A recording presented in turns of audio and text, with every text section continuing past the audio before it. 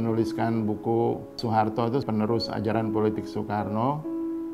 Di samping memang ingin meluruskan sejarah, juga ingin memberitahukan ataupun menyatakan kepada masyarakat, kita jangan hanya melihat sejarah ataupun mempelajari sejarah itu dari kulitnya saja gitu ya. Jangan sampai yang kita lihat tuh hanya opini-opini yang dibentuk oleh penguasa atau opini-opini yang dibentuk oleh kelompok-kelompok yang memang mempunyai interest terhadap kepentingan salah satu rejim saja gitu ya.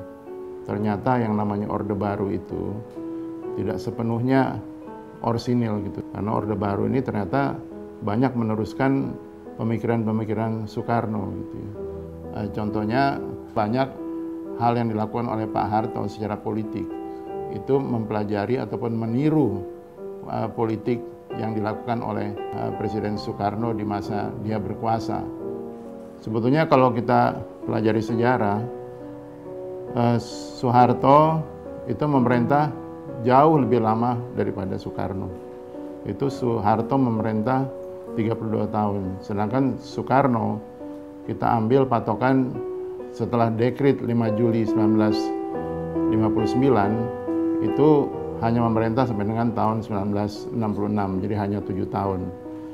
Tapi landasan-landasan politik yang dilakukan oleh Soekarno itu ternyata banyak yang ditiru dan diteruskan oleh Soeharto.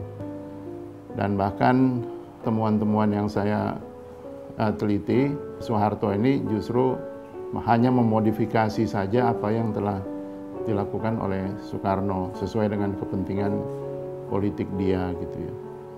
Memang saya tidak menulis tentang periode reformasi, tapi ini saya ingin mengingatkan aja pada semua, terutama generasi penerus, bahwa Orde Reformasi pun tidak putus dari Orde Baru dan Orde Lama. Sekarang ini kalau kita lihat makin maraknya korupsi di era reformasi, itu sebenarnya warisan daripada Orde Baru. Contohnya anaknya Presiden Soeharto dulu hanya di belakang layar di politik. Sekarang banyak pemimpin kita, anak-anaknya justru tampil secara langsung di kancah perpolitikan partai-partai politik yang ada gitu ya. Begitu juga dengan zaman Pak Harto, istri itu hanya melengkapi, sekarang tidak. Istri bahkan bisa meneruskan kekuasaan daripada suaminya gitu.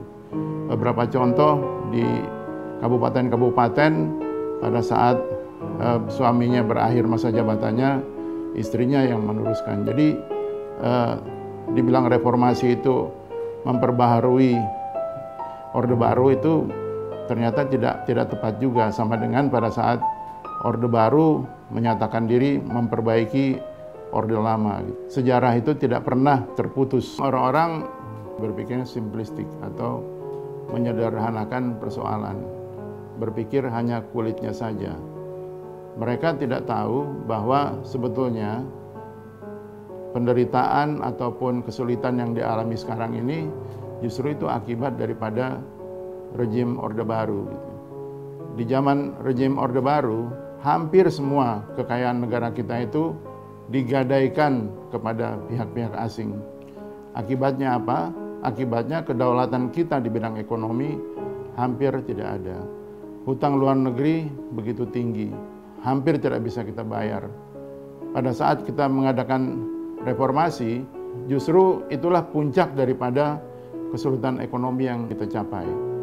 Sekarang memang berangsur-angsur di dalam reformasi ini kita sudah mulai bisa menata kembali perekonomian kita. Tetapi sayangnya penataan kembali ekonomi kita di era reformasi ini tidak diimbangi dengan pemberantasan korupsi yang konsisten, konsekuen, dan sungguh-sungguh. Bahkan korupsi yang terjadi, nepotisme yang terjadi itu semakin merajalela. Saya boleh mengatakan lebih buruk daripada di zaman Orde Baru. Kalau zaman Orde Baru, korupsi itu konsesi politik dari Soeharto kepada para pendukungnya, atau konsesi politik dari Soeharto kepada segelintir orang yang menjadi lawan-lawan politiknya. Kalau sekarang korupsi itu sangat bebas, tidak terkendali. Semua pihak melakukan korupsi. semua partai politik melakukan korupsi. Kalau dulu zaman Orde Baru hanya yang kaitan dengan Golkar yang korupsi. Kalau sekarang semua partai politik yang di Senayan khususnya 9 partai politik melakukan korupsi.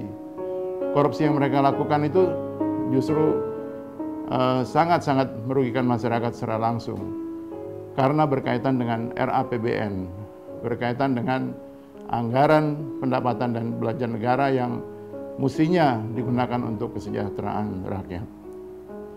Sebetulnya untuk negara, bangsa dan negara yang menganut sistem Pancasila ataupun ideologi Pancasila, sistem pembantaian ini nggak boleh terjadi. Dasar apapun tidak boleh terjadi. Kita belajar reformasi itu kalau dibilang koreksi terhadap Orde Baru, iya. Tapi reformasi tidak melakukan pembantaian terhadap Orde Baru. Itu salah satu yang mungkin jadi pelajaran yang berharga juga buat kita. Reformasi memang ada korban, tetapi korban secara massal, secara masif tidak terjadi. Makanya kalau kita kembali ke sejarah, banyaknya orang-orang yang dituduh PKI itu kemudian dibunuh atau dibantai, kalau istilah yang lebih ekstrim, itu semestinya tidak boleh terjadi di dalam negara Pancasila yang menganut asas pri kemanusiaan ataupun kemanusiaan yang adil dan beradab. Itu nggak boleh terjadi. Ketuhanan yang Maha Esa, Tuhan ataupun Allah Subhanahu wa Ta'ala tidak pernah mengajarkan kita untuk membunuh sesama manusia.